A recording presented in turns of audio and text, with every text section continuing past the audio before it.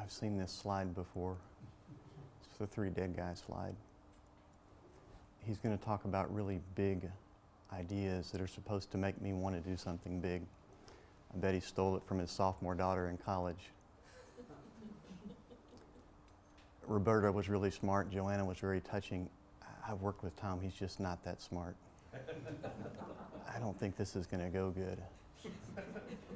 And he's got this sexist thing working with the three guys. And oh, well, maybe it'll be different. He's working with four guys. If I fake a heart attack, can I get out of this? So, a common language. I'm not going to talk about dead people. We're going to leave them dead and let them rest in peace. I do want to talk about a common language. And my goal today is to leave you with some ideas and challenge you a bit. I've got this thing that I believe, and that's the world is getting very, very small. And I don't think we've responded real well to it yet.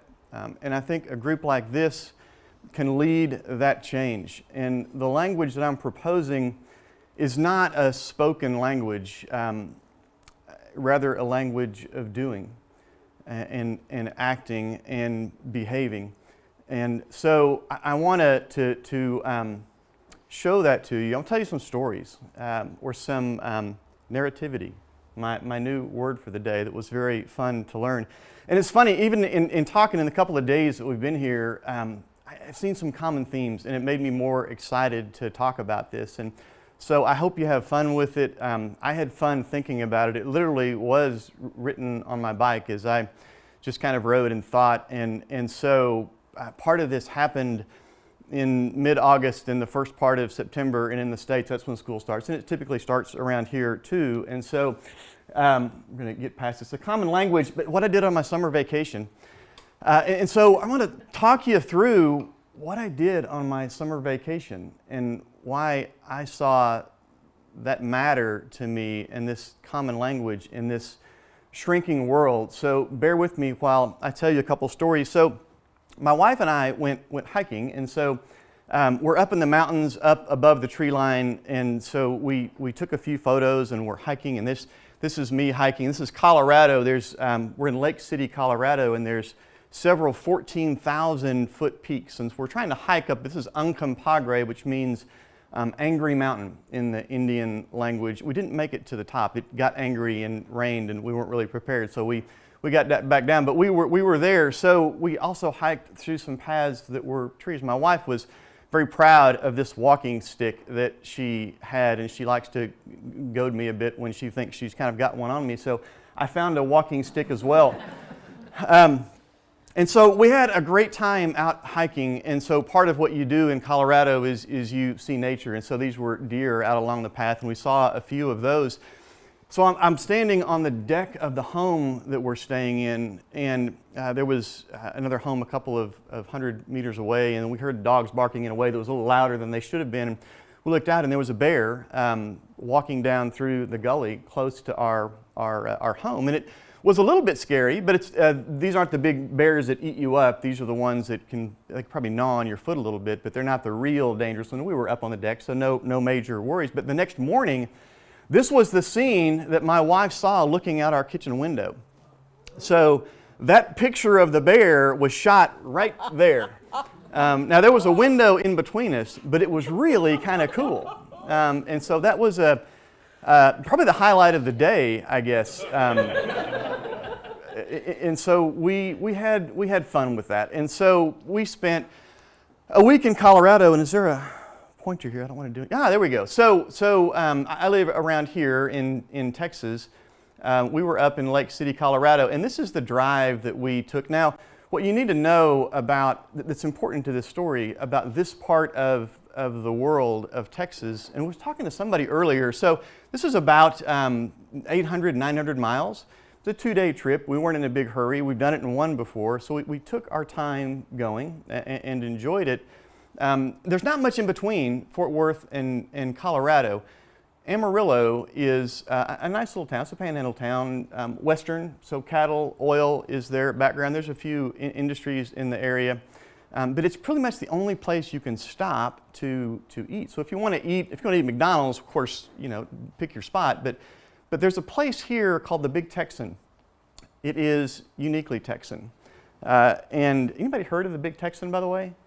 No. Okay. So this will be a treat for you guys. And again, this is a unique spot. So the Big Texan is in Amarillo, and it's on the major highway that goes through town. And it's a bit gaudy. It's a bit big. It's the Big Texan. How else could it be, right?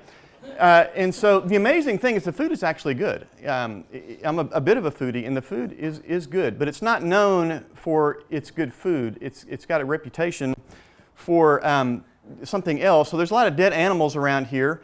A lot of people. And I looked for the fact, I wanted it to be the place in the U.S. that sold the most steak on a given day. And I'm going to say that it's probably that. I couldn't find it, so I can't quote that as fact. But if it's not, it's got to be in the top 10. I'll stake my reputation on it being top 10.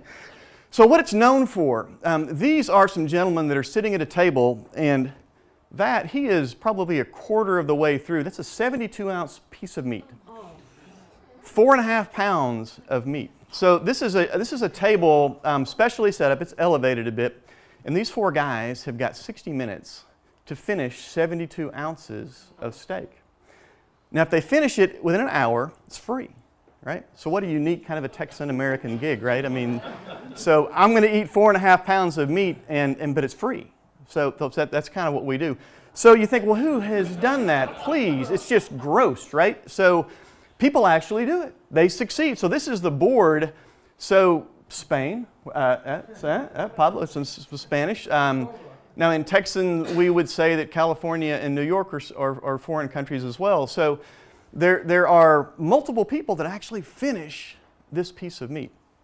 And so we had a good time. And I'm sorry?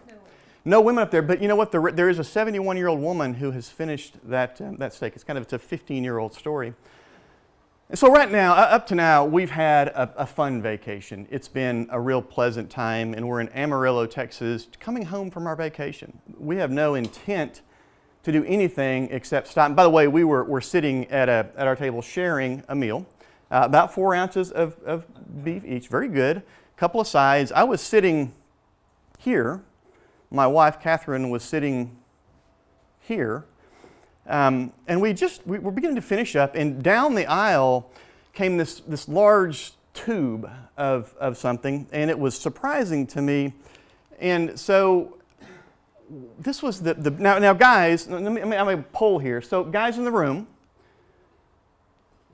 what did you see first? What do you see? What is this thing? So I know it's a beer tower. That's what I saw coming down. It's a beer tower. Women, what would you see first in this scene? You saw the beer tower too? My wife saw Orlando, Roberto, Mateo, Marco, right? 4 handsome guys. And so I looked over and I said, I've never seen that before. What is that? And they said, it's a beer tower. And so we got to talking about that, and these guys are from Italy. So they had they landed in San Francisco and traveled east across the states. They had purposefully come to Amarillo, Texas to eat the Big Texan. And so we talked about that and enjoyed the time with them. We spent 2 or 3 minutes just talking again. And at that point, it's a small world situation, right? So go figure, you're in Amarillo and you see that. But here's what happened.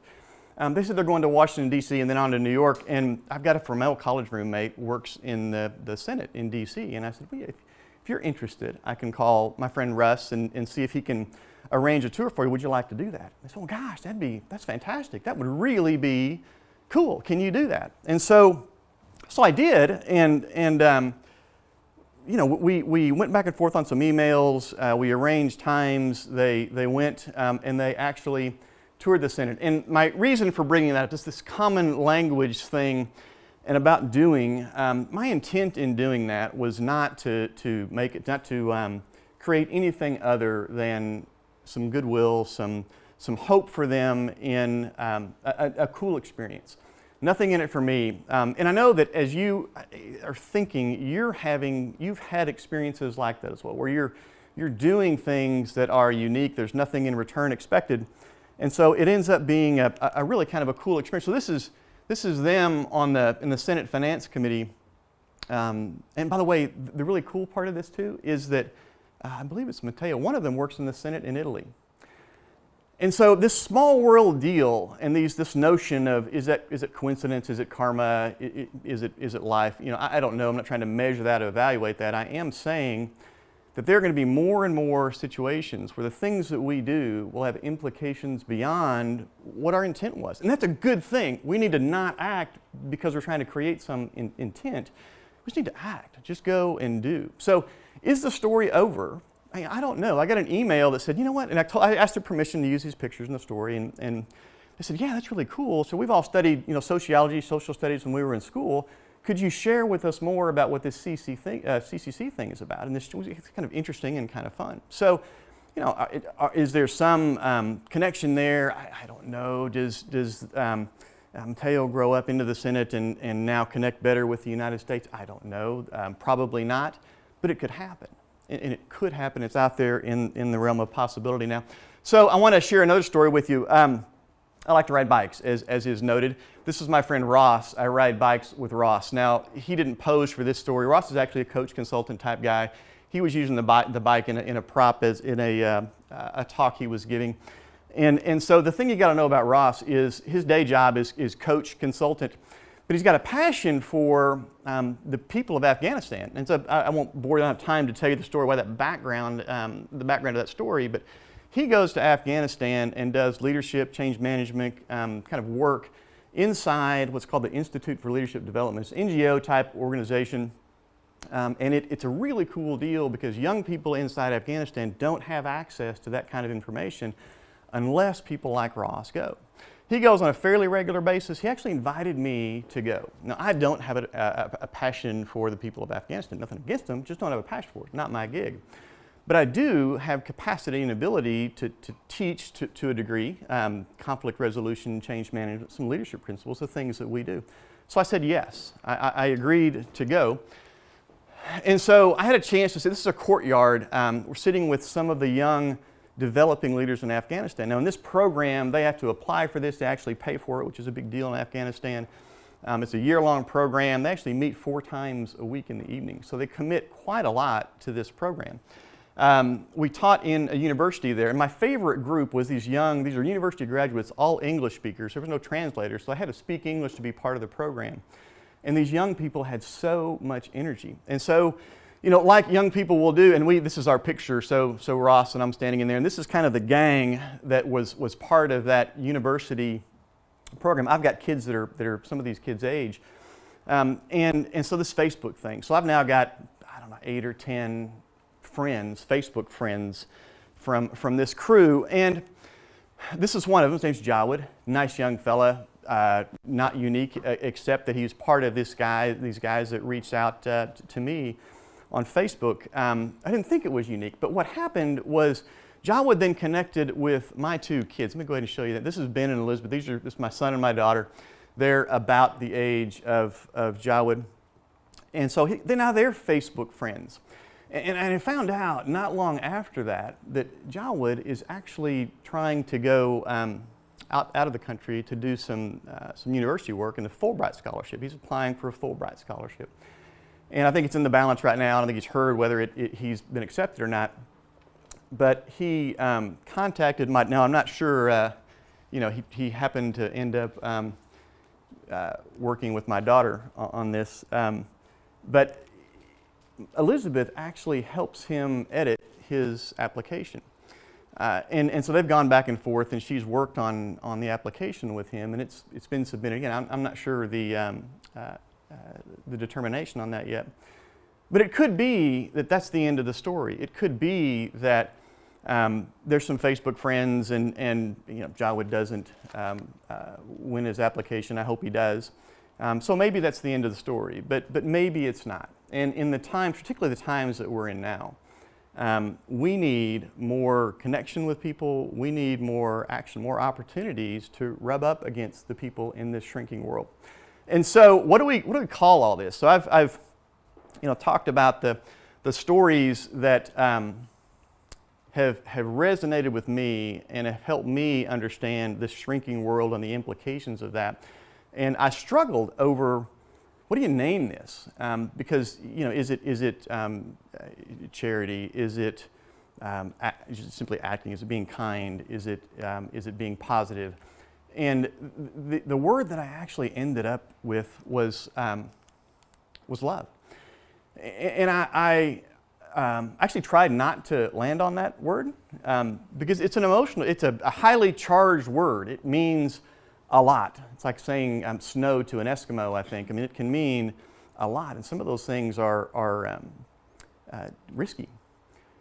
But I kept coming back to it and really focusing on the nature of love as a verb in that action-oriented sense of doing things without an expectation of a quid pro quo or something that was manipulative or needing something in return for that. Rather, loving because you had a hope that things could be better, that you wanted something special for another person, whether it's someone that you meet in a restaurant or perhaps a bit bigger work, going to an Afghanistan and risking some things in that. But all of those came not out of a sense of cause or mission, but of who we are as people. So people that love and that go and that do and that create capacity for hope, which then builds trust. And that is the full circle on that, because when we have trust in relationship and trust among people where otherwise it doesn't exist, then we can get real work done.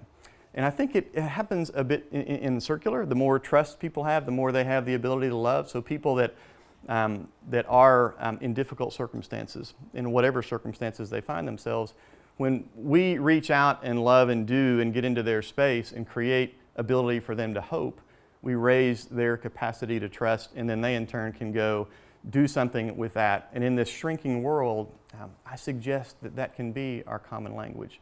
Love that creates hope that can build trust. Thank you.